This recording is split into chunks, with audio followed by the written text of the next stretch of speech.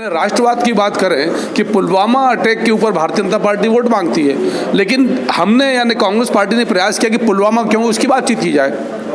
लेकिन डेमोक्रेसी है, हारते भी हैं, चुनाव जीतते भी हैं। कांग्रेस पार्टी ने 1952 के पहले चुनाव से लेकर लगभग 55-60 वर्षों तक देश की जनता की सेवा करी, हर बार चुनाव जीत के।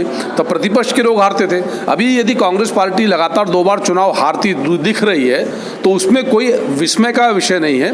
ये लोकतंत्र है, कभी ऊपर कभी नीचे, कभी हार कभी जीत। लेकिन कांग्रेस के हर कार्यकर्ता की जो रीति नीति और विश्वास कांग्रेस पार्टी में वो सजग है, अटल है, अडिग है। और हम पूरी ताकत के साथ जनता ने जो निर्णय लिया है, जो जनादेश दिया, उसका सम्मान करेंगे और उस कर्तव्य का निर्वहन भी करेंगे। भोपाल सीट की बात करें, जहाँ कहते थे कि दिग्विजय सिंह बहुत पुराना चेहरा है, बड़े नेता हैं, उनके सामने साध्वी प्रज्ञा सिंह अभी कुछ भी नहीं है, पर उन्हें भी हार का मुंह मतलब लगभग वही मुहाने पर खड़े हैं। तो इसका क्या कारण है? देखिए, मैं फिर कहूँगा कि प्रज्ञा सिंह होती या कोई और होता, वो प्रत्याशी के रूप में प्रतीक मात्र हैं। जब नरेंद्र मोदी जी के पक्ष में एक देश में एक वातावरण है और सारा का सारा चुनाव राष्ट्रवाद के नाम पर लड़ा जा रहा है, जिसमें बेरोजगारी, किसानों की दुर्दशा, देश की अर्थव्यवस्था, जीएसटी, नोटबंदी, विदेश नीति, तमाम सारे विषयों पर यदि संवाद करने के बाद भी वो मुद्दा नहीं है, तो फिर प्रज्ञा ठाकुर खड़ी हो या आप खड़े हों या कोई और खड़ा हो, तो फिर तो प्रत्याशी तो प्रतीक मात्र है। मतदान यदि नरेंद्र मोदी जी के पक्ष में हो रहा है, चेहरा नरेंद्र मोदी जी का देख, निश्चित तौर पर अच्छा, चेहरा नरेंद्र मोदी का देखेगा।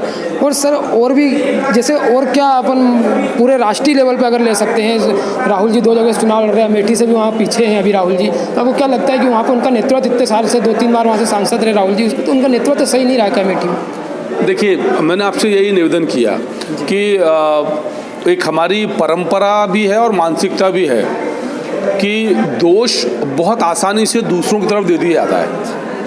मैं तो कांग्रेस कार्यकर्ता के नाते ये मानता हूँ कि बतौर कार्यकर्ता मेरी भी चूक रही, सारा जिम्मा राहुल गांधी जी का है।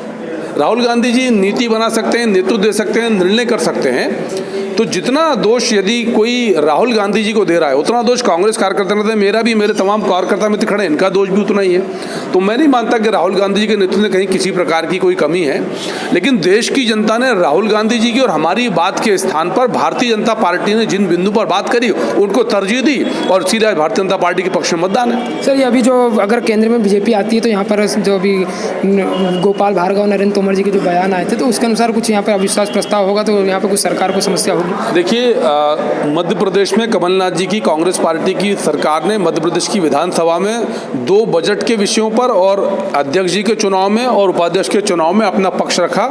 121 मतों के साथ हमने वहाँ बहुमत साबित किया।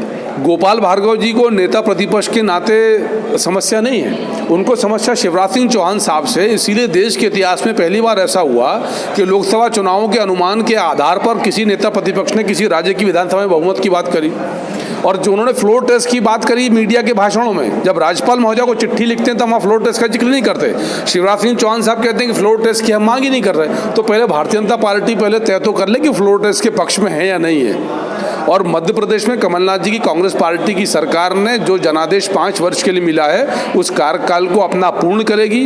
पूरा बहुमत कांग्रेस पार्टी के साथ है। और जो मध्य प्रदेश की जनता की सेवा का संकल्प कांग्रेस पार्टी के वचन पत्र के 112 पेजों में 913 बिंदुओं में है, एक एक वचन पत्र के बिंदु हम पूर्ण करेंगे। कमलनाथ जी की सरकार का वादा है। Thank you. ये हमारे साथ थे पंकज चतुर्वेदी जी, जो पीसीसी के प्रदेश प्रवक्ता हैं, और हमने उनसे बातचीत की। अब और उनसे और आगे हम अपडेट देते रहेंगे महासमर 2019 लोकसभा चुनाव।